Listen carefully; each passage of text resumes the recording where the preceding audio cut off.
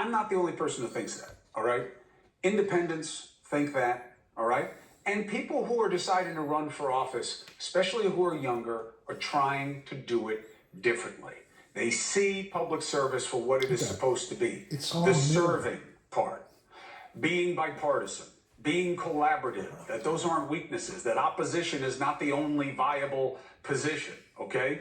Healthcare is a perfect example. It'll never get done this way, and that seems okay with everyone in power, but not those seeking it. I want to introduce you to two people doing things differently in a way that caught my attention.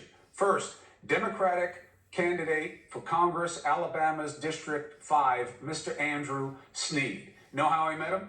He called in to Sirius Radio, where I do my show 7 to 9 in the morning with Dusty the Big Star, and he pushed up and he won. He got our attention. And Elizabeth Dempsey Beggs, also a Democrat, running in Virginia. And this is what got me. So I see her with her opponent, and she's talking about with the opponent about how, listen, we disagree, but we got to do this, and we got to collaborate, we got to have the best thing, and come out and see us both. I've never seen anything like that before, so I invited them both on. Andrew, Elizabeth, thank you very much for taking the opportunity. Thank you, Chris. Thank you for having me, Chris. So, Elizabeth, let me start with you. I'm showing a clip of you with two of the other people running right now. What is your thinking of how you win by working with your competitors? Well, I think when we use the term win, what does win really mean? There's me taking the seat, but great, this is more important than my ego. A win is that we can actually work towards making the change that we need to see in our government, that we can work towards bringing back accountability. These things we talked about earlier, healthcare, we need affordable healthcare. Reality is I have 4 young kids at home. I entered this race because they deserve better than the world that we're handing them right now.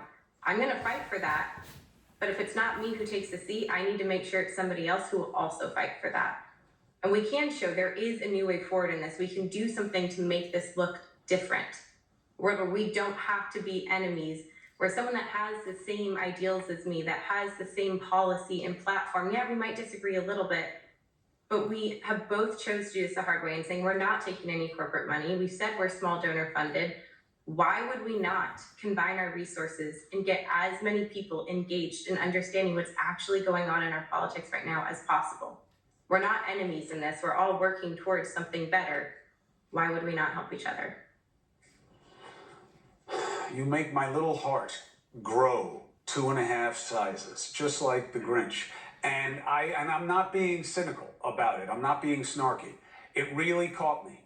And I love it. And I love that it's coming from your generation. And now, so I got to balance it, right? And what is the balance? Andrew, you know what the balance is. Yeah, great. You're going to hand it to the Republicans because they're going to be standing over there and saying, look at these 3 chooches over there with their socialist ideas. And they just want to give everything to everybody. And that's why you can't vote for these crazy radicals, because fear is what sells in politics in a binary zero-sum system.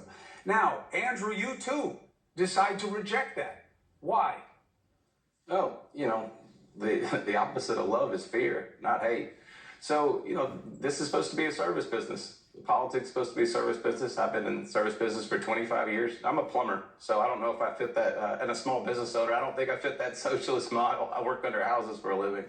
But and Elizabeth is part of this big coalition that we've built of 100+ Democrats across the country working together for fundamental government reform to say that this is about everyone else, us, not me. This is not about me. This is supposed to be about y'all, and if we can have some politicians that would focus more on that and less about grabbing attention, then we might start getting some things done again. You know what I thought was also interesting? Both of you, you're not great at tooting your own horn. The artisan thing for you, Andrew, is a huge untapped potential. We're having a generational shift. My parents, there was a feeling, even though we had so many members of the trades in our family, that we want better for you than that. Now, the income, the opportunities entrepreneurially, it's huge. You can't play to that enough. Similarly, it's really interesting in going over pretty precisely, Elizabeth, your stuff. You have a phenomenal military resume. You have a phenomenal military resume.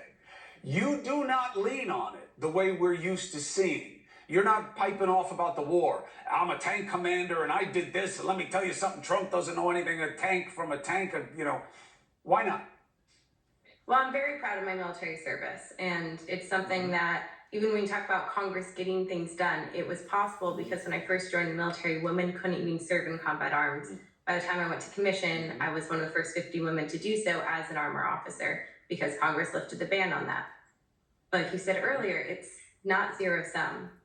And the way I've chosen to serve in my community, running for this office, is an extension of that service. Military is a way that I served, and I loved serving. I loved everybody that I served with, but I also serve as a foster parent. My husband is a veteran and now serves as a firefighter. The social workers we work with every day, our teachers, our nurses, they all serve their community just as much as I did on a tank. So we've chosen to continue this type of service, but there's multiple ways to do that. Yes, I loved my service. Yes, being on a tank was incredibly fun, and it taught me very important lessons, especially in flipping this very vulnerable seat that's held by a Republican. But there's so many other important things. Listen, I gotta tell you, I like what you guys are about. I like what you guys are about, and it's not about the D. You know how I am. I'm anti-partisan. I get that that is not realistic if you want to hold these seats that you. I get it. But I don't have you here because you're Democrats, okay? If I had Republicans who caught my ear and my eye the same way, I'd have them on. In fact, I'll have them on with you. You both have platforms here for the duration of your races to make the case to the American people. And I appreciate how you're choosing to do it. Andrew, Plumber should be with a capital P, brother, because they're some of the fastest growing entrepreneurial opportunities we have. And Elizabeth, I wish you well. Andrew, last word to you. What Elizabeth and I are really about is we want to bring balance and accountability back to Congress. We just need Congress to be Congress again and stop whining about the executive, and we can take responsibility and clean up our own house. So look up balance and accountability candidates like Elizabeth and myself, and 100 plus across 36 states, from Alaska to Florida.